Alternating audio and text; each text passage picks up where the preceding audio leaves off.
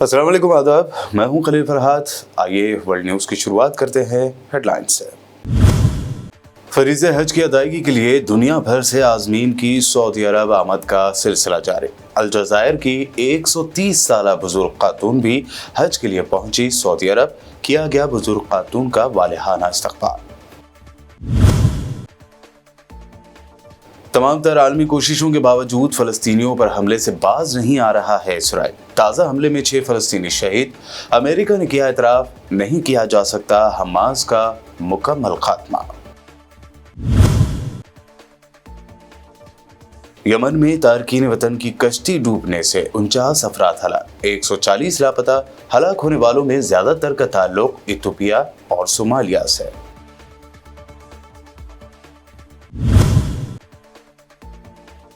चंद्रबाबू नायडू ने चौथी मर्तबा लिया आंध्र प्रदेश के सीएम का हलफ। पवन कल्याण बने डिप्टी सीएम। आंध्र की नई हुकूमत में बने 23 मिनिस्टर्स।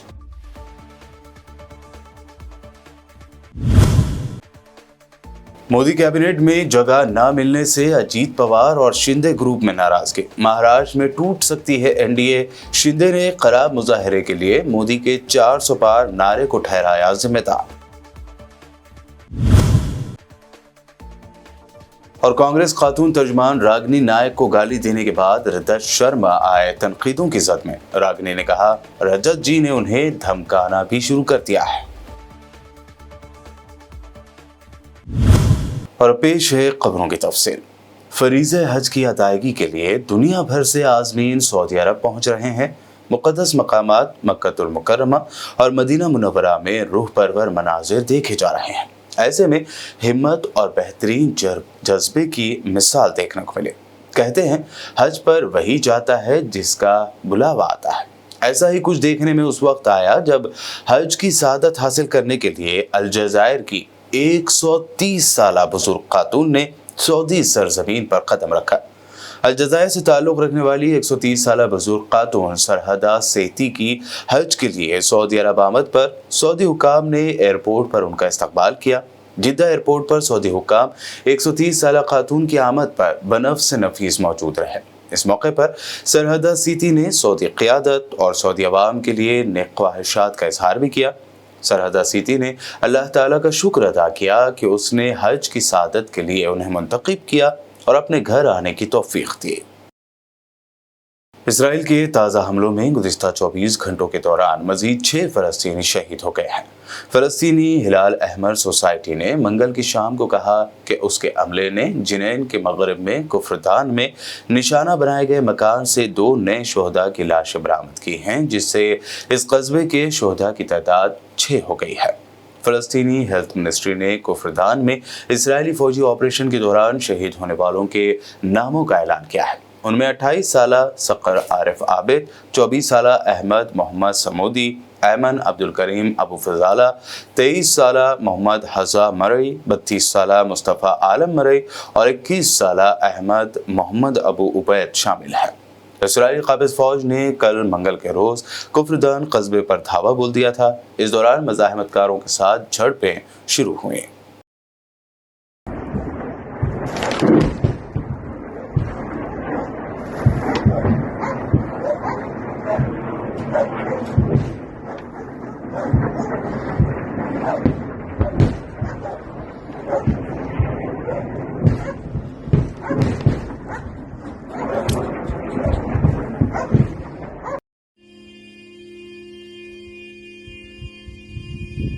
अफगानिस्तान में अमेरिकी कमांड सेटकॉम के साबिक़ जनरल मैकेंजी ने कहा है कि मुझे इसराइल के उस ख्याल से इंतहाई हमदर्दी है कि आपको हमास को ख़त्म करना होगा, ताहम आप इसका मुकम्मल खात्मा नहीं कर सकते।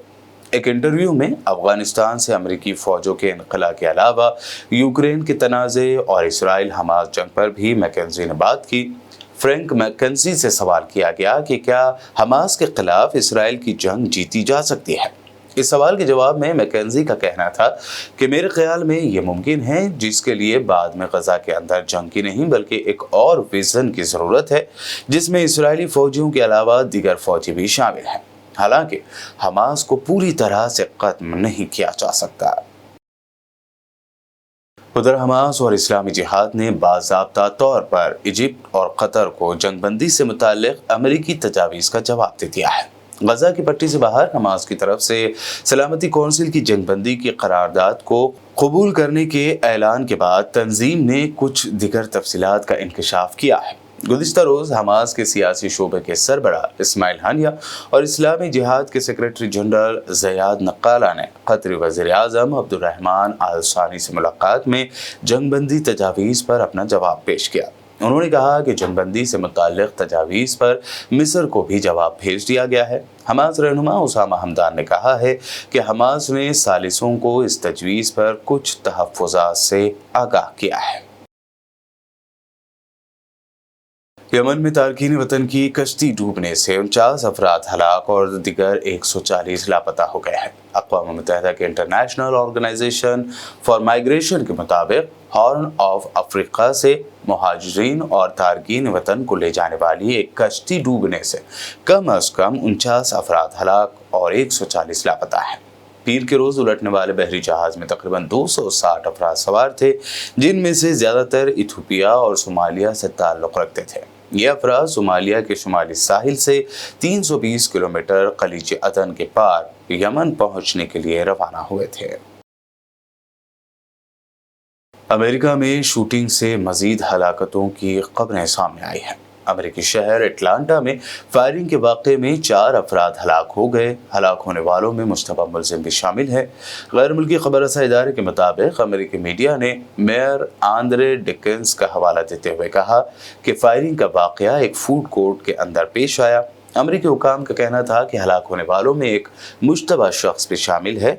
शुबा है कि उसने ही गोली चलाई। रिपोर्ट्स के मुताबिक पुलिस ने फौरी तौर पर यह नहीं बताया कि शूटर को किसने जख्मी किया और वो कैसे हलाक हुआ। पुलिस के मुताबिक फायरिंग के बाद इमारत को सील कर दिया गया, जबकि पुलिस, फायर रेस्क्यू और दीगर कानून नाफिज करने वाले अफसरान जगह का जायजा ले रहे हैं।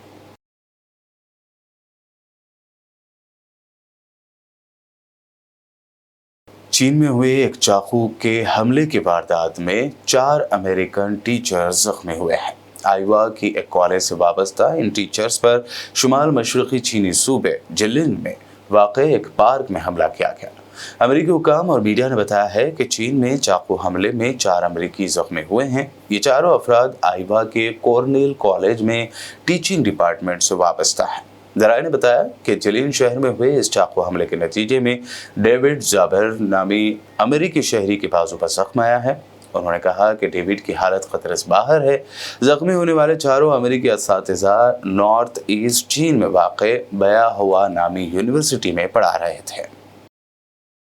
बुलेटिन में खबरों का सिलसिला लगातार यूं ही जारी रहेगा। फिलहाल रुकते हैं एक छोटे से ब्रेक के लिए।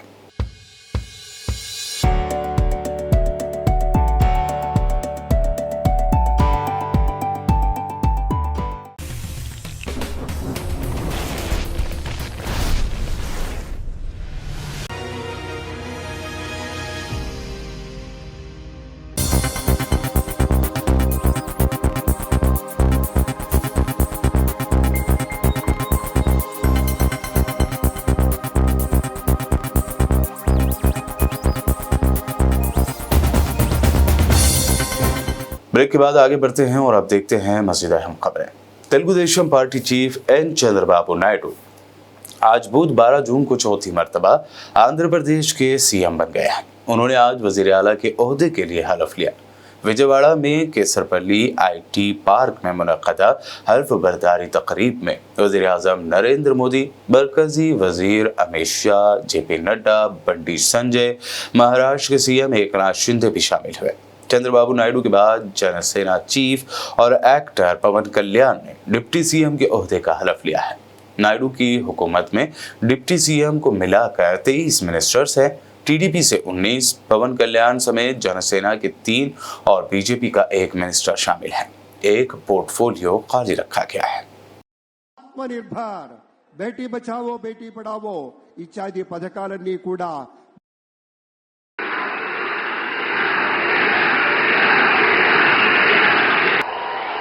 నారా చంద్రబాబు నాయుడు అనే నేను శాసనం ద్వారా నిర్మితమైన భారత రాజ్యాంగం పట్ల నిజమైన విశ్వాసం విధేయత చూపుతానని భారతదేశ సార్వభౌమాధికారాన్ని సమగ్రతను కాపాడుతానని ఆంధ్రప్రదేశ్ రాష్ట్ర ముఖ్యమంత్రిగా నా కర్తవ్యాలను శ్రద్ధతో అంతఃకరణ శుద్ధితో నిర్వహిస్తానని భయం గాని పక్షపాతం గాని రాగద్వేషాలు గాని లేకుండా రాజ్యాంగాన్ని శాసనాలను అనుసరించి ప్రజలందరికీ న్యాయం చేకూరుస్తానని దైవ సాక్షిగా ప్రమాణం చేస్తున్నాను. నేను నారా చంద్రబాబు నాయుడు అనే నేను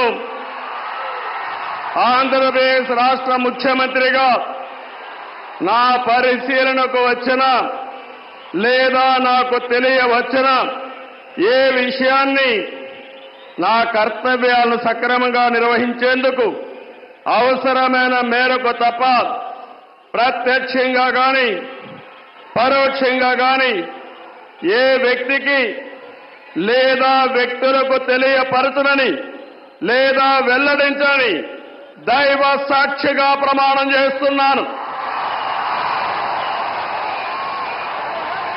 पीएम मोदी के तीसरी मर्तबा वज़ीर-ए-आज़म बनने के कुछ ही दिनों बाद एनडीए में फूट पड़ने की खबरें सामने आ रही हैं। महाराष्ट्र की मकामी पार्टियां शिवसेना, एकनाथ शिंदे और अजित पवार की एनसीपी को कैबिनेट में कम अहमियत दिए जाने का असर दिखाई देने लगा है। महाराष्ट्र में जल्द ही असेंबली इलेक्शन होने हैं। ऐसे में रियासत की आवाम भी तोड़ फोड़ की सियासत से तंग आ गई है। वहीं इंडिया अलायंस का दावा है कि महाराष्ट्र में एनडीए ग्रुप टूटने की राह पर आ चुका है। मोदी सरकार में कैबिनेट में जगह न मिलने से अजित पवार पहले ही नाराज हैं। तो आज महाराष्ट्र के सीएम एकनाथ शिंदे ने भी बीजेपी की अब की बार 400 पार वाले नारे को महाराष्ट्र में खराब मुजाहरे के लिए जिम्मेदार ठहराया है। शिंदे का कहना है कि बीजेपी के इसी नारे की वजह से महाराष्ट्र में एनडीए को बड़ा झटका लगा है। केरल के वायनाड पहुंचे राहुल गांधी ने एक रोड शो भी किया। इस दौरान यहां एक जलसे-आम से खिताब करते हुए राहुल गांधी ने कहा कि मैं उलझन में हूं वायनाड की सीट और रायबरेली की सीट को लेकर। उन्होंने कहा कि मैं यहां वायनाड की आवाम से इजहार तशक्कुर के लिए पहुंचा हूं और उलझन में हूं कि कौन सी सीट छोड़ूं, क्योंकि मैं नरेंद्र मोदी की तरह भगवान या उसका अवतार नहीं बल्कि एक आम इंसान हूं। Now I have a dilemma in front of me. The question is, will I be member of parliament of Wayanad or will I be member of parliament of Raebareli? Unfortunately, like the Prime Minister, I am not guided by God. I am a human being. You know, you saw in the election, first the Prime Minister said 400 par. After that 400 par disappeared and 300 par came. Right. After that 300 par disappeared. Are And then he gave a speech where he said, I am not biological. He said, after my mother passed away, I realized that I am not a biological person. I don't take any decision. I have been put on this earth by Paramatma and he takes all the decisions. Modi ji has a strange Paramatma. His Paramatma makes him take all the decisions in favor of Adani and Ambani. Paramatma tells him, Narendra Modi ji, this morning you are going to give Bombay airport to Adani. Okay, now you gave Bombay, now you give Lucknow. Good, now you have given 7 airports. Now you give power plants. But unfortunately, I do not have this luxury because I'm a human being and God does not order me. In fact, it is for me, it is much simpler. My God is the poor people of India. My God is the people of Wayanad. So for me, it's very easy. I just go talk to the people and my God tells me what to do. Senior Congress leader Pawan Khera ने दावा किया कि जिस दिन नरेंद्र मोदी हलफ ले रहे थे उसी वक्त कश्मीर में दहशतगर्दाना हमला हुआ। पीएम मोदी के नए कश्मीर पर किए गए खोखले दावों की पोल खुल गई है।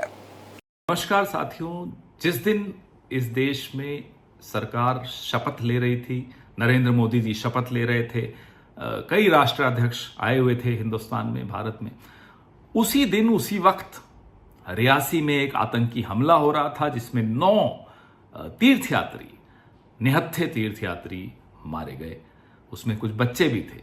वो नज़ारे देखकर हम सबका, आप सबका दिल दहला होगा।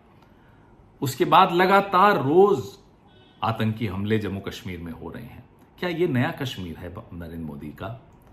इस नए कश्मीर में आतंकी हमले रोज हो रहे हों और प्रधानमंत्री के मुंह से एक शब्द नहीं निकलता हो, वो प्रधानमंत्री जो नवाज शरीफ को तुरंत ट्विटर पे जवाब दे देता है जब वो बधाई देते हैं आपके प्रधानमंत्री की शपथ लेने पर, आप आतंकी हमलों पर एक शब्द नहीं बोल पाते। देश के बड़े विपक्षी दल के नेताओं ने, सबने अपनी सहानुभूति भी व्यक्त की, उन्होंने अपनी बात भी सामने रखी, निंदा भी की। प्रधानमंत्री के मुंह से एक शब्द नहीं निकला। यह भी लोग जानना चाहते हैं कि ऐसा क्यों हो रहा है। आपके इस तथाकथित नए कश्मीर, जो बड़े बड़े खोखले आपकी दावे थे कि साहब सब कुछ ठीक हो गया कश्मीर में, उन दावों की तो पोल लगातार खुली रही है। पिछले 10 साल में 2262 आतंकी हमले हुए, जिसमें 363 नागरिक और 596 हमारे वीर जवान शहीद हुए हैं। इसका जवाब कौन देगा? किसकी जवाबदेही है इसमें? जो पीर पंजाल रेंज है, पुंछ और राजौरी सेक्टर है, यहां ये आतंकवादियों का आतंक का गढ़ बन गया है और अब पड़ोस में रियासी में भी आतंकी हमले होने लगे, जबकि जो कि लगभग इसको शांत इलाका माना जाता था। इसका जवाब कौन देगा? प्रधानमंत्री, आपकी अगर पटाखे छोड़ना और लड्डू बांटना बंद हो गया हो तो इस पे भी मुंह खोलिए। मणिपुर पे आप चुप रहे, अब इस पे भी चुप रहेंगे? इस पर तो कुछ बोलिए। और आपने इसका भी जवाब अभी दिया नहीं है कि कश्मीर में भारतीय जनता पार्टी, जो अपने आप को विश्व की सबसे बड़ी पार्टी मानती है, चुनाव नहीं लड़ी। क्यों? आपने ये जहमत क्यों नहीं उठाई? क्या ये जिम्मेदाराना हरकत थी कि आप चुनाव ही नहीं लड़ेंगे कश्मीर में? इसका भी आपको जवाब देना चाहिए। आप क्या हिंदुस्तान का उसको हिस्सा नहीं मानते? ये गंभीर सवाल है, इसका जवाब दीजिए। जय हिंद। कांग्रेस की खातून तर्जुमान रागिनी नायक को गाली देने के बाद इंडिया टीवी के एंकर रजत शर्मा पर समाज के हर गोशे से तनकीद की जा रही है। ऐसे में रागिनी नायक ने प्रेस कॉन्फ्रेंस में जज्बाती अंदाज में कहा कि रजत जी, आपने मुझे ना सिर्फ गाली दी बल्कि मुझे धमकाना भी शुरू कर दिया है, लेकिन हम धमकाने से डरेंगे नहीं। मेरे माँ बाप, मेरे बूढ़े सास ससुर, मेरे बच्चे, सब वो वीडियो देख रहे थे। कांग्रेस के लाखों करोड़ों लोग, इस देश की जनता वो वीडियो देख रही थी। आपने मुझे गाली दी सिर्फ इसलिए कि मैं ईमानदारी से अपनी पार्टी का काम कर रही हूँ, इसलिए कि मैं ईमानदारी से अपनी पार्टी का काम कर रही हूँ। और सिर्फ गाली नहीं दी, उसके बाद सुबह आपने मुझे धमकाना शुरू किया। आपने कहना शुरू किया कि अगर प्रेस कॉन्फ्रेंस किया जाएगा तो डेफेमेशन का केस करेंगे। मतलब आप चोरी करें, उसके बाद आप सीना चोरी करें। आपको लगता है कि धमकाने से हम डर जाएंगे? और ये आंसू सिर्फ इसलिए नहीं है कि मेरा अपमान हुआ है, ये आंसू इसलिए है कि आप सोचते हैं कि सत्ता का घमंड इतना है, अहंकार इतना है, आपको लगता है कि आप कुछ भी करेंगे और बच के निकल जाएंगे क्योंकि मोदी जी का हाथ आपके ऊपर है। आप गाली दें, उसके बाद आप कहें कि आप ही डेफेमेशन का केस करेंगे और कांग्रेस पार्टी पीछे हट जाएगी। और अब आखिर में हेडलाइंस पर डालते हैं एक और नजर। फरीज़े हज की अदायगी के लिए दुनिया भर से आज़मीन की सऊदी अरब आमद का सिलसिला जारी। अलजायर की 130 साला बुजुर्ग खातून भी हज के लिए पहुंची सऊदी अरब। किया गया बुजुर्ग खातून का वालिहाना इस्तकबाल। तमाम तर आलमी कोशिशों के बावजूद फलस्तीनियों पर हमले से बाज नहीं आ रहा है इसराइल। ताज़ा हमले में 6 फलस्तीनी शहीद। अमेरिका ने किया एतराफ, नहीं किया जा सकता हमास का मुकम्मल खात्मा। यमन में तारकीन वतन की कश्ती डूबने से 49 अफराद हलाक, 140 लापता। हलाक होने वालों में ज्यादातर का ताल्लुक इथियोपिया और सोमालिया से।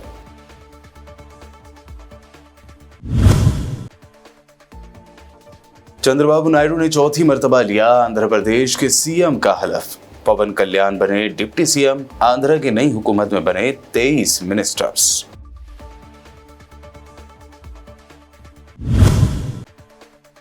मोदी कैबिनेट में जगह न मिलने से अजीत पवार और शिंदे ग्रुप में नाराजगी। महाराष्ट्र में टूट सकती है एनडीए। शिंदे ने खराब मुजाहरे के लिए मोदी के 400 पार नारे को ठहराया जिम्मेदार। और कांग्रेस खातून तर्जमान रागिनी नायक को गाली देने के बाद रजत शर्मा आए तनकीदों की जद में। रागिनी ने कहा रजत जी ने उन्हें धमकाना भी शुरू कर दिया है। वर्ल्ड न्यूज में भी आपने देखी अब तक की अहम नेशनल व इंटरनेशनल न्यूज। मजीद ताज़ा तरीन अपडेट्स और दिलचस्प प्रोग्राम्स के लिए देखते रहिए BBN चैनल।